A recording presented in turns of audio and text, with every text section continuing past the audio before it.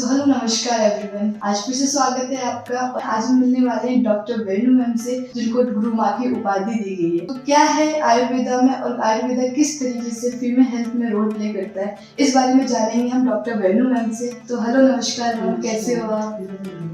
तो पहला क्वेश्चन से हम स्टार्ट करते हैं कि पीसीओएस और पीसीओडी ये प्रॉब्लम सेलर्स में काफी देखी जाती है। तो आयुर्वेदा किस तरीके से मदद करता है इस प्रॉब्लम को हील करने में, और क्या प्रोसेस होती है? ज्यादातर तो मेडिसिन तो अपन साथ में लेते ही हैं इसमें, है ना। पीसीओडी और पीसीओएस, इसमें पीसीओएस में सिम्टम्स आने लग जाते हैं, है ना। पॉलीसिस्टिक अंदर छोटे सिस्ट बनते हैं, पॉलीसिस्टिक ओवरी डिजीज है, ये ओवरी वाली है। ये पूरी एक हार्मोनल डिजीज होती है। एक नई टेक्निक निकाली कि इसमें योगा भी है, पूरी पंचकर्म के पूरा मेथड इसमें आ जाएगा। कैसा ऐसा क्या किया जाए कि इसमें पूरी जो हार्मोन सिक्रेशन होते हैं वो भी एक्टिव हो जाए। तो जब अगर हार्मोन सिक्रेशन बिल्कुल बैलेंस चलेंगे, हार्मोन्स बैलेंस होंगे, तो जितने एस्ट्रोजन और प्रोजेस्टेरोन है ये जो पूरे बैलेंस होने के कारण जो पीरियड इरेगुलर चलता है, आजकल की लड़कियों में इरेगुलर होगा तो वो रेगुलर हो जाएगा। इनफर्टिलिटी जो होती है वो भी नहीं होगी, क्योंकि इंटरनल जितनी प्रॉब्लम होती है, सिक्रेशन बढ़िया होगा, मेंटली रिलैक्स हो जाएगा, तो उसे बैलेंस कर सकते हैं। तो आयुर्वेदा के थ्रू, आप थेरेपीज के थ्रू, पीसीओएस में कुछ प्रॉब्लम है तो आप वो थेरेपी के थ्रू बैलेंस करते हैं। नर्वस अपनी जो थेरेपी टेक्निक पूरी है, जो आयुर्वेदिक न्यूरोथेरेपी टेक्निक है, जो पूरी नर्वस सिस्टम की रहती है। हर बॉडी का एक न एक ऑर्गन कुछ न कुछ इस नर्वस सिस्टम से जुड़ा हुआ होता है। जब अपना हाथ इस पे चलता है तो वो इतना बैलेंस होकर के चलता है कि वो पूरे बॉडी को एक्टिव कर देता है, जितने भी पॉइंट्स होते हैं। तो यूट्रस है, जो यूट्रस को भी एक्टिव कर देगा, हार्ट है, लंग्स है, बॉडी में जितने ग्लैंड्स है सबको एक्टिव कर देते हैं। उसको बैलेंस करना ही सबसे बेस्ट यही चीज है आयुर्वेद की अपनी इसमें।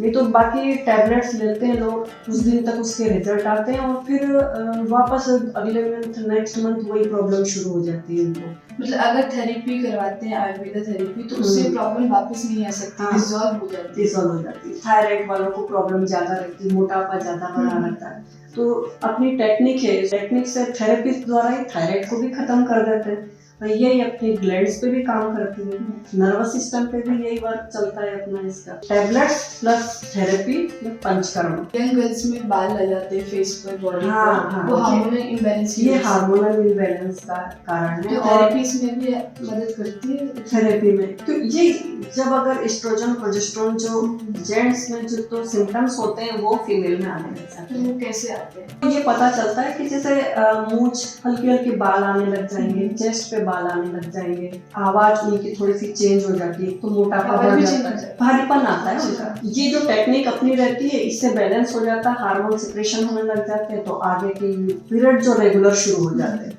पीरियड अगर रेगुलर शुरू होंगे तो वो सारे सिम्टम्स खत्म हो जाएंगे। तो मोटापा भी धीरे धीरे इसी से कम भी होता चला जाता है। तो मेरा ये कहने का मतलब है कि अगर इसमें थोड़े भी सिम्टम्स अगर अपने को दिखते हैं ऐसा, तो बहुत से लोग आजकल ब्यूटी पार्लर की तरफ जाते हैं, ये सोचते हैं कि नहीं यार ये थ्रेडिंग से खत्म हो जाएगा, पर ये वो प्रॉब्लम नहीं है, ये इंटरनल यूट्रस वाली प्रॉब्लम है, अपनी हार्मोन्स की प्रॉब्लम है। तो आप कोशिश करो कि ये घर पे शेयर करो कि मेरे साथ ये प्रॉब्लम हो रही है, पेरेंट्स को बताना चाहिए, छोटे बच्चों को प्रॉब्लम बढ़े नहीं, और एक सही एज में सही टाइम पे इसका ट्रीटमेंट हो सके। अभी काफी सारी ऐसी परेशानियां देखी जा रही है। ब्रेस्ट कैंसर का अगर जाने, ट्रेंडिंग टॉपिक बन चुका है, काफी ट्रेंडिंग फीमेल हेल्थ प्रॉब्लम है। तो इसमें आयुर्वेदा किस तरीके से रोल प्ले करता है, और क्या आयुर्वेदा के through cervical cancer, breast cancer जैसी परेशानी को रिजॉल्व कर सकते हैं? इसमें भी मेरा ये कहने का मतलब है कि जितना ज़्यादा अगर अपन अभी आजकल आपने अच्छा क्वेश्चन किया है कि कैंसर आजकल हर 20 आदमियों के बीच में या 20 के बीच में अक्सर देखने को मिल रहा है। अपना आजकल की लाइफ स्टाइल है ना, अपना आहार विहार बहुत ज़्यादा टॉक्सिन वाली चीज़ों को, अपनी बॉडी में बहुत ज़्यादा टॉक्सिन इकट्ठा हो जाता है और उसको अपन डिटॉक्स नहीं करते हैं, तो धीरे धीरे स्टोर होता चला जाता है, वो एसिड की मात्रा बॉडी में बहुत ज्यादा बन जाती है। तो हम कैसे डिटॉक्स कर सकते हैं हमारी बॉडी को? आप कैसे, अगर आपके पास कोई पेशेंट आता है तो आप किस तरीके से? पहले तो उनको उनकी दिनचर्या, उनका आहार वगैरह ये करते हैं, और अपना आंवला एक बॉडी को डिटॉक्स करने के लिए बहुत अच्छा है। आंवला तो फिर भी कई लोग ये बोलते हैं कि भाई आंवला मैंने अचार खाया तो इसका मतलब मैं ठीक हो जाऊं, पर इसमें वो ये चीज अलग नहीं है। हाँ, वो रोज चाहिए। हाँ, ना इसमें अपन को आंवले का मुरब्बा लेना है, ना इसमें आंवले का अचार लेना है। आप कोशिश करो कि आंवले को प्रिजर्व करके घर पे ही उसको, जैसे पुराने लोग रखते थे, प्रिजर्व करके उसको किस करके छाया में सुखा करके फिर रखे, फिर डेली थोड़ा थोड़ा पानी में भिगो के, उसमें कुछ नहीं, सिर्फ काला नमक, काली मिर्च डाल करके डेली उसको 1 गिलास लेकर के उसमें थोड़ा पुदीना का मिला करके और डेली 1 गिलास आंवला ले, तो बॉडी को डिटॉक्स करने का काम करती है। आंवला डिटॉक्स कर सकती है हाँ, बॉडी को। अपनी बॉडी पूरी वात, पित्त और कफ से बनी है। पूरे कैंसर वाले पेशेंट को जितना ज़्यादा कोशिश होना चाहिए कि बॉडी में से एसिड की मात्रा कम रहे, तो पूरा डिटॉक्स हाँ, डिटॉक्स हो जाएगा, क्लीन हो तो जाएगा। एसिड की मात्रा कम हो जाएगी, तो एसिडिटी वाली प्रॉब्लम है या कैंसर में सबसे ज़्यादा अपन बाहर आजकल पेस्टिसाइड वाली चीज़ें खा रहे हैं, है ना, तो इसको सिंपल अपन पानी में धो करके अगर बना लेते हैं, उससे ज़्यादा बेस्ट है कि उसको हाँ हल्का गर्म पानी से उसको धोएं, और जितना कोशिश करें कि नॉन स्टिक जो आजकल कढ़ाइयाँ आ रही हैं या बर्तन आ रहे हैं अपने एल्यूमिनियम के, उसमें कम काम में लें, मिट्टी के बर्तन में, कढ़ाई में बनाएं। ये सब चीज़ें बहुत ज़रूरी है डिटॉक्स करने के लिए। तो आज मैम से हमने जाना कि सर्वाइकल कैंसर, ब्रेस्ट कैंसर और फीमेल हेल्थ में आयुर्वेदा किस तरीके से अपना रोल प्ले करता है। काफ़ी कुछ ऐसी थेरेपीज होती है, काफ़ी कुछ ऐसी प्रोसेस होती है जो मैम ने इजाद की है सबके साथ मिलकर। तो हमें एक बार कोशिश करना चाहिए कि अगर बिना सर्जरी के हमारा इलाज हो रहा है तो हमें एक बार आकर एटलीस्ट ट्राई तो कर सकते हैं। प्रोसेस के दौरान मेडिटेशन, योगा, अपने रूटीन, डाइट के बारे में मैम पूरी तरीके से आपको लिस्ट अप बताती है। तो मैम मेडिटेशन में कौन कौन से मेडिटेशन कर सकते हैं अगर अपन को अपनी हेल्थ को अच्छे से रखना है, फीमेल्स को अपनी हेल्थ को अच्छे से रखना है?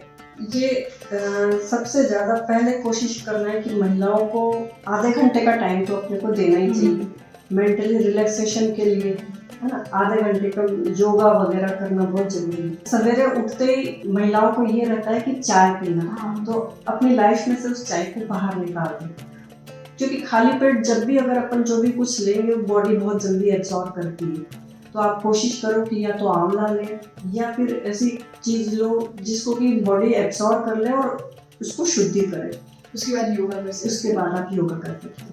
योगा में सबसे बेस्ट योगा कौन सी? सबसे बेस्ट इसमें तो वो चाहे आपके सर्वाइकल के लिए हो या बैक पेन का हो या गायनिक डिजीज हो, सबके लिए मैं भुजंगासन बहुत अच्छी चीज बताती हूँ कि उसमें पूरी बॉडी की एक्सरसाइज हो जाती है। जब कितना मिनट तक हमें करना चाहिए भुजंगासन? 2-5 मिनट तो जरूरी है। 3 बार 4 बार भुजंगासन करो, फिर सर्पासन करो, उसमें फिर रिलैक्स हो जाओ, फिर लास्ट में रिलैक्स।